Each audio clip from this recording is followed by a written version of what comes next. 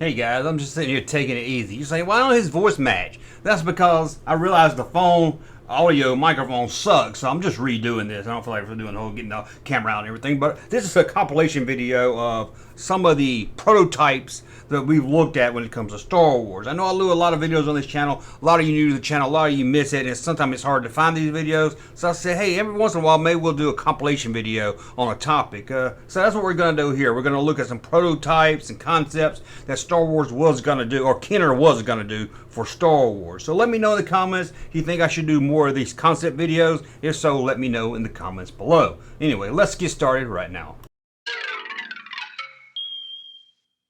What was this strange, black-looking stormtrooper in early prototype photos? Was it a plan for a TIE Fighter pilot? A figure that Kenner wouldn't even make until almost the end of the Empire Strikes Back run? Well, let's dig into the mystery and find out. This photo shows all 12 figures, but as you can tell, 3 of them are prototypes.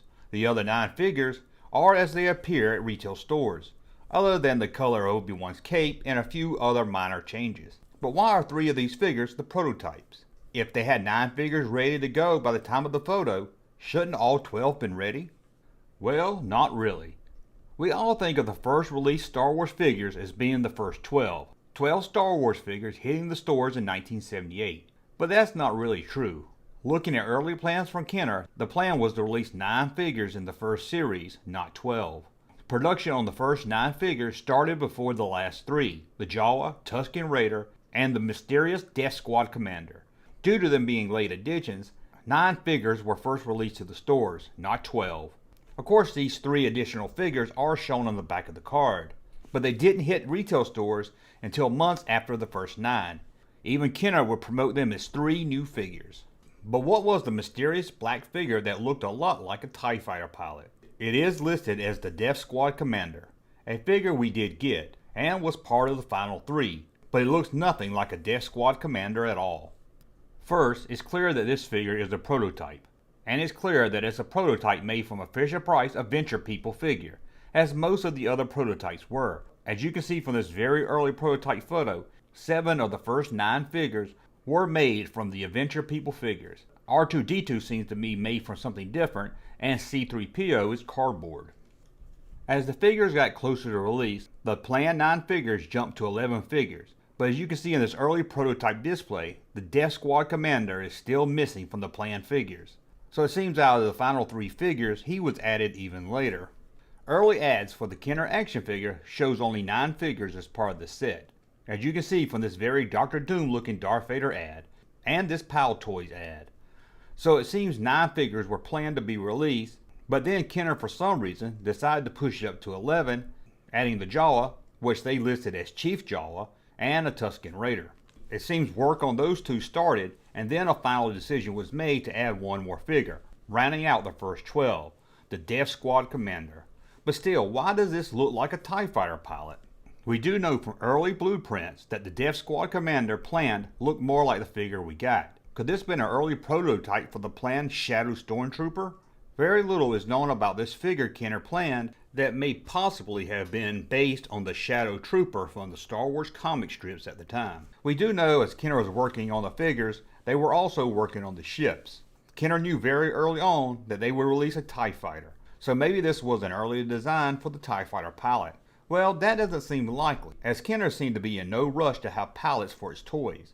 The Luke X-Wing figure came out in Series 2, almost a year after the X-Wing. The TIE Fighter pilot did come out long after Kenner released a TIE Fighter ship. That TIE Fighter ship was released in 1978, but the pilot didn't hit stores until 1982. Even the Cloud Car pilot hit stores a year after the Cloud Car. So it seems clear Kenner was never really in a rush to have pilots to go with their flying toys. Sadly, we have no official answer to what this prototype was, but my guess, Kenner wanted to add a 12th figure. They were planning to either do a Death Squad Commander or a Rebel Trooper. Both figures would use the same body with different paint. So they went with the Death Squad Commander. Maybe feeling kids needed more bad guys, or maybe thinking kids would buy him to go along with the Death Star playset. When it came time to photo the first 12 figures, they were still working on the Death Squad Commander, so they took one of the Stormtrooper prototypes and painted it black for the photo.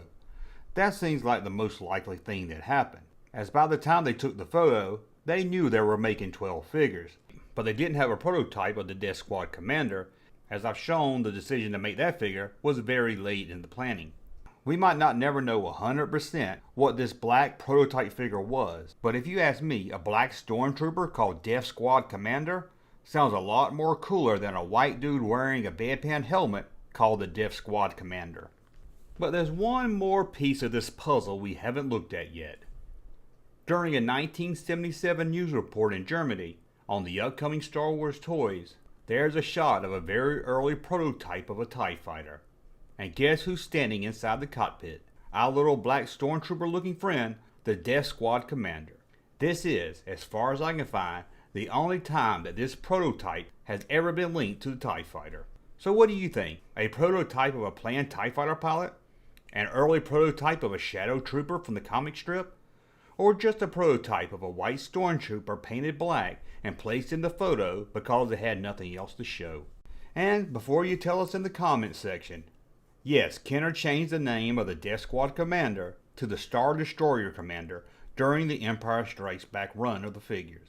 And no, he was never ever called Death Star Commander, even if that seems more fitting to the figure that was released in 1978. Anyway, what are we going to talk about today? Well, we're going to look at this mysterious prototype Luke Skywalker action figure where for years, people wasn't sure what this figure was. It was known in the collector's community as Luke in robes. Now, I heard all kinds of theories. Probably one of the most popular was that this was some prototype for a expanded universe toy line that Kenner was working on after the Power of the Force line. Another thing I heard a lot of, that this was Luke as seen at the end of Empire Strikes Back in those medical robes or whatever that gown he's wearing at the end when he's looking out the big window at deep space. You know what I'm talking about. This thing right here. But that seems a little odd to make a figure based on that little scene in the film of him wearing robes when there were so many other figures they could make. Now, for years in the collector's community, no one knew 100% what this figure was. Again, we just had theories. But thanks to a toy catalog in the deep, deep South, we figured out what this figure was. Before we dig into that, let's take a closer look at that prototype figure. And here's a look at the figure. As you can tell, it's definitely Luke Skywalker. And he's wearing something unlike anything we've actually ever seen in the Star Wars films. I'll let you think it looks like those robes at the end of Empire Strikes Back. But this photo with a prototype, we get a front and back view of the figure. Blueprints of this figure also. And here's what they look like. As you can see here, it doesn't really give you much more detail. We got the figure and then shows how a cloak would be placed over the figure. One thing you can notice on this blueprint that kind of went unnoticed or talked about for years, look at the arm of this Luke Skywalker blueprint. We'll come back to that soon. Now here's a colored blueprint. As we can now see, the figure is all brown. The brown's kind of like an Obi-Wan color. Could this have been a plan for a young Obi-Wan Kenobi action figure line? No, it's not. To find out more about this figure, let's go to the Deep South, to the British toy company, Mikado. This was a toy company that handled the production of Star Wars toys, much like Kenner in the US and Canada, but this was for the European French area. Oui, Capital. If you look closely at this Return of the Jedi ad for upcoming action figures in their catalog, you'll notice a clue here about that prototype figure. Right there on the front row, for everyone to see, was the mysterious prototype Luke Skywalker figure.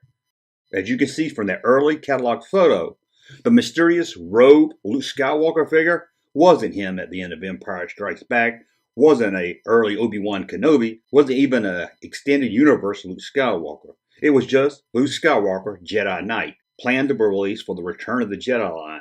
As I said earlier, look at that arm in the blueprint. As you can see here in the blueprint, it has a slight bend to it. Although the bend's a little different, the final release Jedi Luke figure still has him with a bent arm.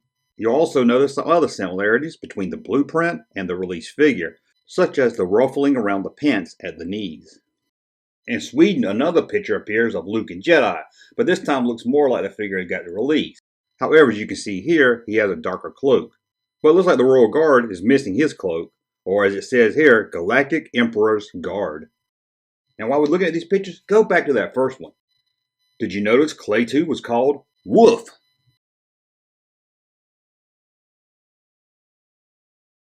So that's it. No real mystery here, and in fact, for years, all this was probably right in front of all us collectors, and no one put the puzzles together until a couple of years ago. The blueprints hinted at it, and then you had the French promotional photo way back in the early 80s that showed exactly what it was. Like they say, sometimes you don't see the forest for all the vintage action figures in the way. I guess that's how the saying is.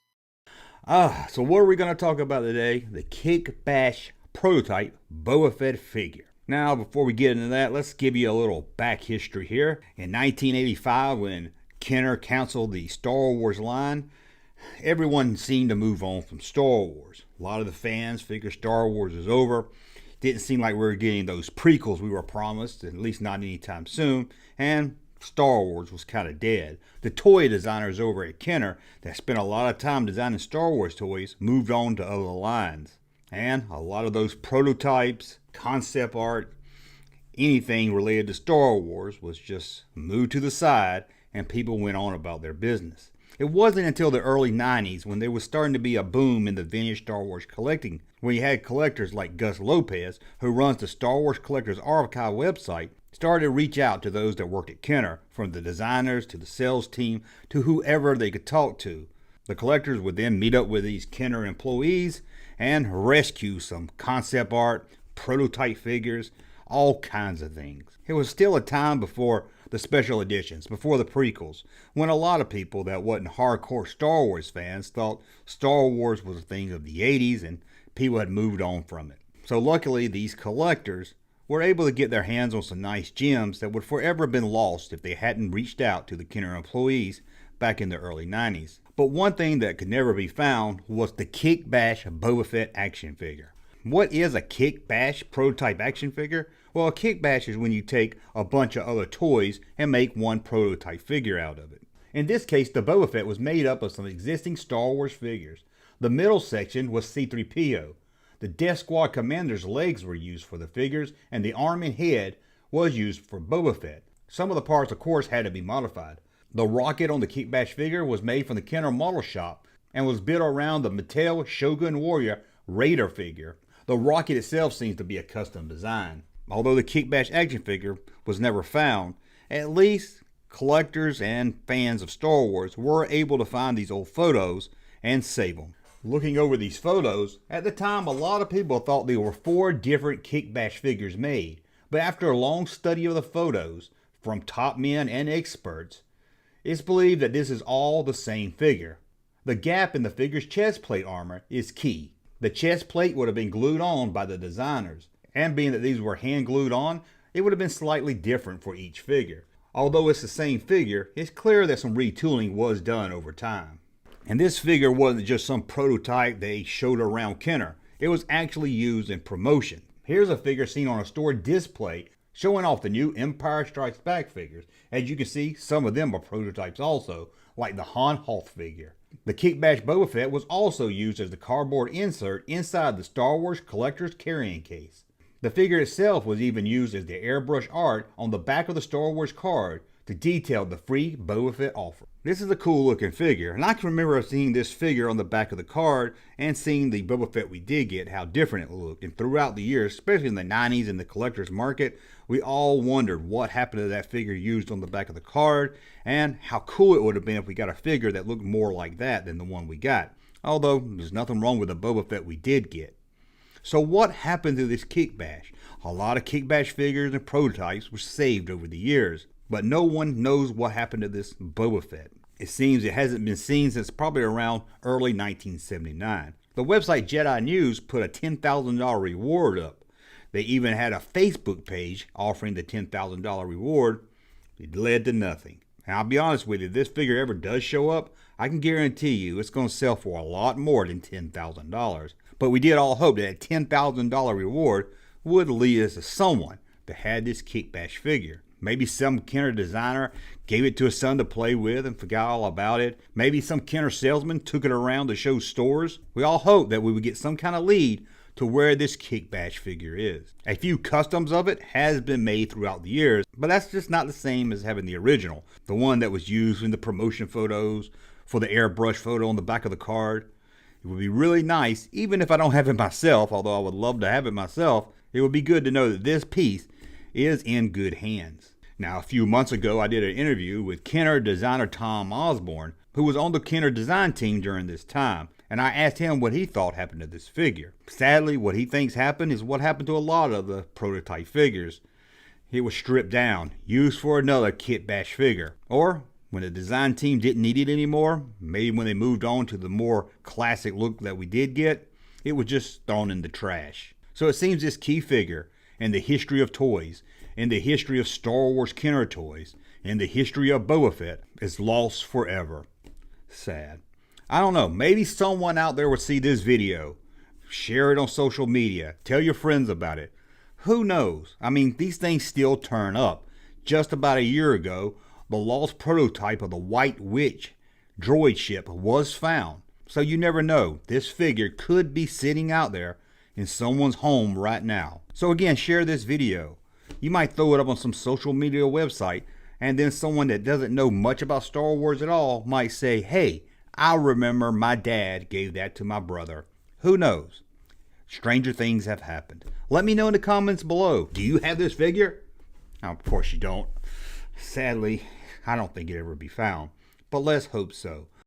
Now, I don't know if you know, a lot of the prototypes from Star Wars were found in America, mostly taken from people that work at Kenner. But Australia was a huge dumping ground for sample card and prototype figures of the vintage Star Wars line in the early 90s. It seems that there was a Hong Kong warehouse in the early 90s that had a fire sale and got rid of a bunch of their sample cards, prototype stuff, and it all ended up near Australia. And it all ended up in Australia. It looks like Paul Hogan wasn't the only cool thing in Australia. And one of these we're going to look at was actually found at a store in the mid-80s during the Star Wars run. Can you believe it? So, I'm not going to waste any more of your time. Check out this first sample card.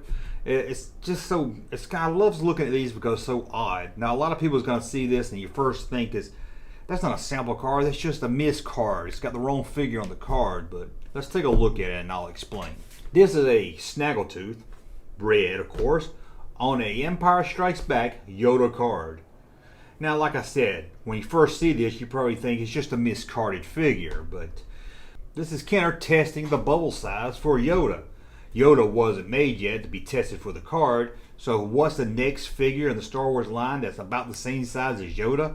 Well, you probably say R2 or maybe Jawa, but they went with a Snaggletooth. It's a pretty tight looking fit. It looks like he's really up there and against that bubble. It looks like he's really in there, so maybe a Jawa would have been better. But this figure is probably about the same size as Yoda, and it was a way for Kenner to sample the card bubble and the look of the card for Yoda. And as I was saying, it's not just sample cards that were found, prototypes. Check out this prototype right here. This is the prototype figure of the Rebel Commander, you know, the Endor soldier. He's not painted yet, and he's on an Empire Strikes Back Lando card. It's kind of odd to see. And let's look at another one that's probably the oddest looking one to me, and it's kind of a prototype sample card. Now I'm sorry this picture's a little grainy. I couldn't find a good photo of it, so sorry about that. But check this out. It's Princess Leia in a Bosch outfit on the Empire Strikes Back card. It's just so odd seeing Princess Leia, one, on an AT-AT Commander card, and seeing a Return of the Jedi figure on the Empire Strikes Back card. It even has the logo for free Admiral Akbar from Revenge of the Jedi. And although you can't tell in this photo here, the helmet is hand painted. But again, this is probably a way to sample the Bosch figure on a card, being that this bubble is a lot different than any other figure, being it has a little bubble for the helmet. And as I said, there was a figure found in Australia at a toy store in the mid-80s. And luckily, whoever bought this knew there was something odd about it and didn't open it and saved it so we could all enjoy it today. Now, since then, another one of these has been found, I believe in the United States, but that's only two I know of. And it's very cool that this was found in Australia during the vintage run in the mid-80s at a store. Can you believe it? Let's check it out. It's Princess Leia in her Endor outfit on an Imperial Half Trooper Return of the Jedi card. And I'm sure you notice her cloak is pink rather than camouflage like the actual figure. This pink fabric is known as a soft goods test. kind of odd seeing her in pink rather than camouflage. Now this next one's not a sample card. It's not a prototype. It was an actual figure made and put on a card. And I've done a whole video about this one figure, so I'll probably link it at the end of this video and where I put the little boxes so you can see the whole thing, because I'm not going to go into much detail about it here, but I just want to throw it up because it was, like the others, found in Australia, and just so odd looking seeing it on an Empire Strikes Back card. Check it out. It's a vinyl cake Jawa on an Empire Strikes Back card. Yes, this is real. For many years, a lot of collectors and some of the experts thought this had to be fake. There's no way that this got released, and it's only ever been found in Australia. As far as I can remember, check out my longer video on it. I think this is the only one that's ever been found. Now, a lot of the expert collectors have looked at this thing over and over again, and it has been determined without a doubt this is a real figure on card. This hasn't been recarded. This isn't a custom card. This isn't a bubble re-glued to a card. This is an actual vinyl cave Jawa on the Empire Strikes Back card found in Australia. Now there was hundreds of other sample cards and stuff found, but most of them was just normal looking card figures. Nothing really special to talk about here. Just wanted to show these because it looks so odd seeing the wrong figure on the wrong card for the sample card and seeing uncolored prototypes or whatever. It's just really fun. Now there's probably still stuff in Australia that hadn't been found yet. Who knows? Your Gammy might have something in her basement that we don't even know about yet. So go raid your Gammy's closet, her basement, her drawers. Look everywhere you can for Star Wars prototypes, because there's a lot of them in Australia. And like I said, maybe they all hadn't been found yet. I really doubt they have. A prototype of a toy gun found its way into a toy store in the early 2000s. However, Star Wars collectors, even those top experts, had never seen anything like it. But it seemed to be from The Empire Strikes Back. At least that's what the little logo on the side of the gun said. It seemed to be real. Didn't seem to be a hoax. Mostly because this odd toy was found at a toy store called The Earth. It was located in Cincinnati, the home of Kenner Toys. Over the years, many rare items would end up at this toy store for sale from former Kenner employees. This prototype toy gun was a hard copy, hand casted from silicone. It was hand painted with a little Empire Strikes Back logo placed on the side.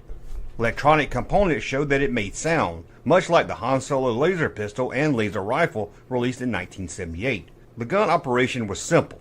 Pull the trigger to activate the motor to create the sound. But it also had a kaleidoscope inside that would light up when the trigger was pulled. In the 90s, collectors and fans of the Kenner toy line began to dig deep into its history. Former Kenner employees who worked on Star Wars were interviewed. Even books were written about the subject, and fans started to catalog all the history. Yet no one came across anything like this toy. No Kenner toy designer mentioned it. No early concept art had been found. It just seemed to appear at the Earth toy store out of nowhere. Also strange, it didn't really look like anything from Star Wars. The Han Solo laser pistol and the Stormtrooper rifle was clearly based on props from the film. This looked like nothing seen in Star Wars or The Empire Strikes Back. Yet the hand-placed sticker indicated that this was from The Empire Strikes Back. The gun was eventually bought by Steven Sansweep and his team. Steven was one of the earliest Star Wars collectors, starting in the 80s, and has become the go-to guru of Star Wars merchandise. The gun just became another piece in his massive collection, until years later when Lisa Stevens, the Rancho Obi-Wan board member, who was looking through an auction that was being sold by a child from a father who once worked on the Kenner toy line. Most of the items in this auction was paperwork, but Lisa came across a set of photographs that most people might have overlooked. The photos show a wooden pattern of a mysterious toy gun from the Star Wars line. The wooden pattern was the first form of the Star Wars toy. It would first be patterned from wood and then created into a silicone mold to make a hard copy. Sadly, the original wooden pattern was never found, but the photos showed a gun that closely matched the one discovered in the toy store in the early 2000s. It was clear now that Kenner had plans for a third gun in their toy gun line. But the mystery sat unsolved yet again, until the team at Rancho Obi-Wan had a chance to acquire some artwork from the former Kenner designer Steve Hodgins. Steve was a legend in the toy world, and had worked on many of the early Star Wars toys, including designing the now famous logo seen on the Snaggletooth action figure belt buckle. And this artwork was a drawing from August 1978, showcasing 3 concepts for a planned Star Wars rifle. While they didn't match 100% of the toy found, it was clear these early sketches was the 3rd planned gun. The team asked Steven about it, and he said Kenner had planned to follow up on the laser pistol and rifle with a 3rd toy in the series. However, they didn't have any photo references from Lucasfilm for another gun to base it on, so Kenner asked Steven to come up with his own design. It seemed Kenner liked the plan, and while they were working on toys for the Empire Strikes Back line, they decided to move forward with a 3rd gun. They made the wooden patent and then created a prototype that somehow ended up at the Earth toy store about 2 decades later. Why was this never released? Sadly, no one has been able to answer that. Maybe Lucasfilm wanted something more accurate to what was seen in the film? Maybe it cost too much to produce. We may never know the reason. But at least the mystery is solved. The prototype was real and now sits safely displayed at Rancho Obi-Wan. All I ever wanted to do was tell you about vintage Star Wars prototypes. But look at me now, I'm dead. And you probably think I finally had the big one, a heart attack, or maybe a brain aneurysm. But it was nothing that serious. So what did it? What finally took me out? Well, for that, we have to go back to the very beginning. And I hope you like this video. As There I am, we can talk about some alive and well. this video, 'cause I'm probably saying, welcome to the junk room. And then I'm probably going to try to get you to support my channel and buy some silly t-shirt or something. Let's listen in and see what happened to your favorite junk dealer. There, you can become a Patreon supporter, and that goes back into making this site better. If it can get any better. I don't know if it can get any better. But your support helps it get better. And every Monday you get a video of me rambling about a topic. Like this Monday's Rambling and Rant, I get to talk about Terminator Dark Fate. Whew. And you can support this channel another way by going to thatjunkman.com and buying some of these cool t-shirts. Now, let's get on with this video. Let's talk about the prototypes. Let's start at the very beginning with the original 12, or in this case, the original 10. And yes, these prototypes were taken from the Fisher-Price Adventure set. I don't know if you could really call these prototypes, more mock-up. It was more for the designers to get a feel of what they were going for. But let's take a look at each one. First, we have Luke Skywalker. As you can see here, he comes with a little lightsaber handle with almost a cord-like saber. And then let's look at the Stormtrooper. Here he is here. Looks like he's ready for action. And the oldest man of the set is Obi-Wan Kenobi. As you can see here, the designers have the lightsaber coming out of his hand. By looking at the Obi-Wan and Luke, you can see they were coming up with different plans on how to have the lightsaber magically appear. And now let's look at the space cowboy himself, Chewbacca. I don't know about you, but I really love his gun. And everyone's favorite princess, Princess Leia, is seen here. Not too shabby. One of the 2 droids would have been C-3PO. But here is just a cardboard cutout of what they hoped the figure would look like. You can't have Star Wars without Han Solo. And here he is in his Han Solo A New Hope gear. Looks more like Han Solo's dad. Maybe his name's Drum. And here's the Gordon Fisherman. Here's Darth Vader. And you can't have a cardboard cutout C-3PO action figure without a prototype of R2-D2. Kenner presented these mock-up figures in a nice little cardboard display to show to the Kenner executives. And if you look at this early prototype, you'll notice some really strange looking figure. Look at the prototype to the Tusken Raider, and I don't know, is that a black stormtrooper? Nope, it's not. It's the original look for the Death Squad Commander. Very different for sure. But what about Series 2 of action figures? There was one droid in the Series 2 that was always one of my favorites. Power Droid. I know, you millennials going to call him Gak Gak or Glock Glock or something like that, based on the sound he makes. Y'all have to rename everything. Walrus Man can't be Walrus Man, he has to be Ponda Boo Boo. You just can't let us old farts be happy, can you? You have to rename everything. But back in my day, he was Power Droid, and he's still Power Droid. Let's take a look and see the early concept or prototype of the Power Droid action figure. It's a little plain. It's more of a light blue color, but basically the same look. Although I do prefer the original release a lot better than this one. What about playsets? Sure, we can take a look at playsets. Let's look at the released Land of the Jawa playset so you can compare this one with the early prototype. Here's the release Land of the Jawas. Now, you know what that looks like. Here it is, the early prototype. The base looks almost the same. It looks like the cave might be missing. There are a few differences, mostly to the color of the cardboard sandcrawler. Remember when R2-D2 was begging for the third leg? We all remember that, and you could give R2 a third leg with the Death Star factory playset. It was kind of cool. It was kind of like Star Wars meets the Lego. You can make your own droids, or you could just lose all the little pieces of it like I did. But let's look at a prototype for the droid factory. As you can see here, the base is a lot different, but it was still to come with R2 with a third leg. Remember the Star Wars bar and all those creatures in there? Did it scare you as much as it scared me? Yes, I know it did. But before we look at the prototype to the Cantina playset, let's look at the original. Hey, I might have the original. Where? Have the original. Where's my original at? It's too far to go get it. So here's a picture of the original. Now, let's look at the early prototype. As you can see here, the base is about the same. There's a different color, and the door has been moved over to the other side. And the bar is a different color also. And it's hard to make it out, but those are prototype figures on the base. But what's better than having a playset or a ship? How about a ship and a playset rolled into one? That's what you got with the Millennium Falcon. Not only was it a spaceship toy, it was also a playset because the back of it opened where you could have the figures playing in the back, playing with the chess table, or you could have them play around with Obi-Wan's balls. Training Jedi ball, that is. Let's look at the early prototype for the Falcon. Although it looks basically about the same, it's more of a slick design. And you'll notice, if you have really good eyes, that the chess table inside is orange.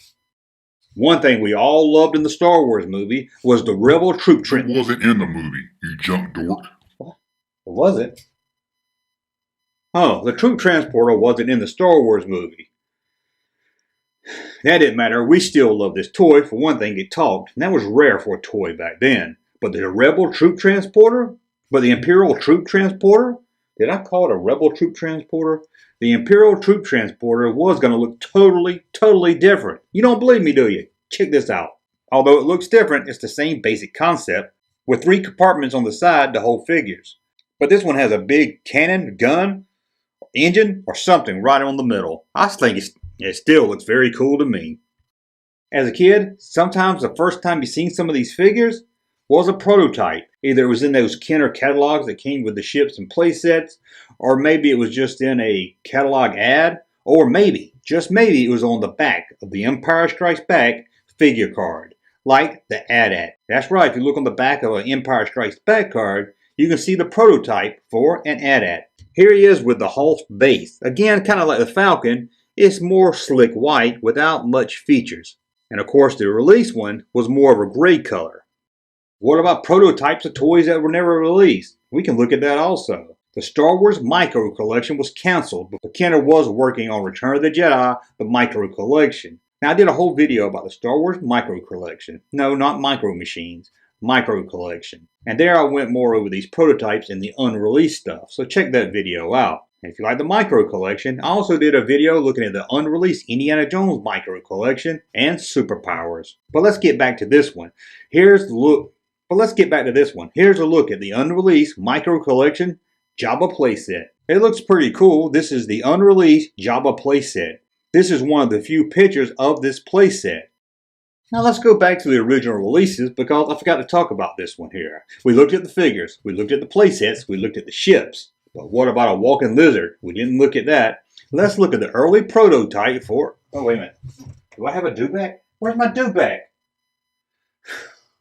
Gotta get organized. I thought I had a do-bag. Oh well, you all know what the original do-bag looked like. Like this right here. Now let's look at the prototype. Again, same basic concept, but the lizard, do-bag, looks a lot different. But as you can see, the do-bag looks a lot different. This one here looks kind of more like a dinosaur, while the release one looks more like a lizard. Let's look at one more prototype, and again, if you like this video, thumbs up so I know you like it, and I'll do a part 2 and we'll look at more. There's a lot of them to look at. But let's go to Return of the Jedi and look at the sluggiest slug of them all, Jabba. That's right, the original release Jabba went through stages before release, and there's a prototype of him. What does the original Jabba look like? Well, don't worry, I have it, and I can get to this one.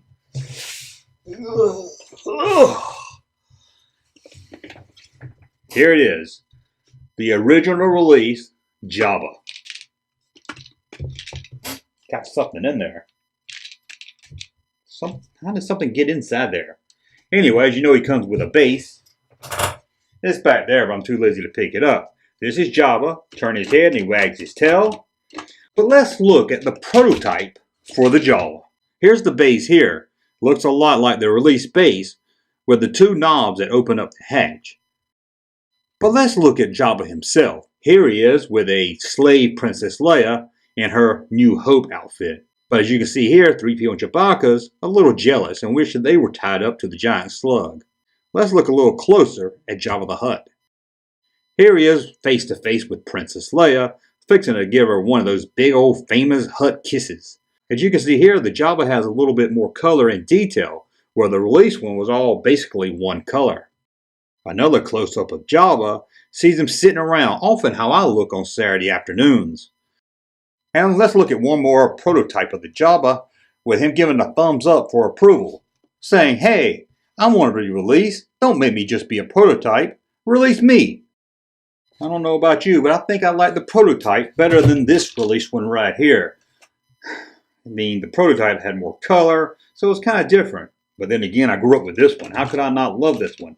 But that prototype one looks really good too. It's all a lot of fun. Looks like a big old piece of chicken, doesn't it? Anyway, I want to thank you for watching. We'll be back with a whole nother video. And until then... Oh. And that's it. Taken out by one of the toys that I loved so much as a kid. It's a fitting end, I guess. If this is the end, who knows? Who cares? Sure doesn't seem like Fred or Larry cares. Just standing there, watching me take my last breath. As always, thank you for watching. And who knows? Maybe I'll be back tomorrow. Hey, Junkman channel popping though. Thank you, sir, for that unsolicited testimony.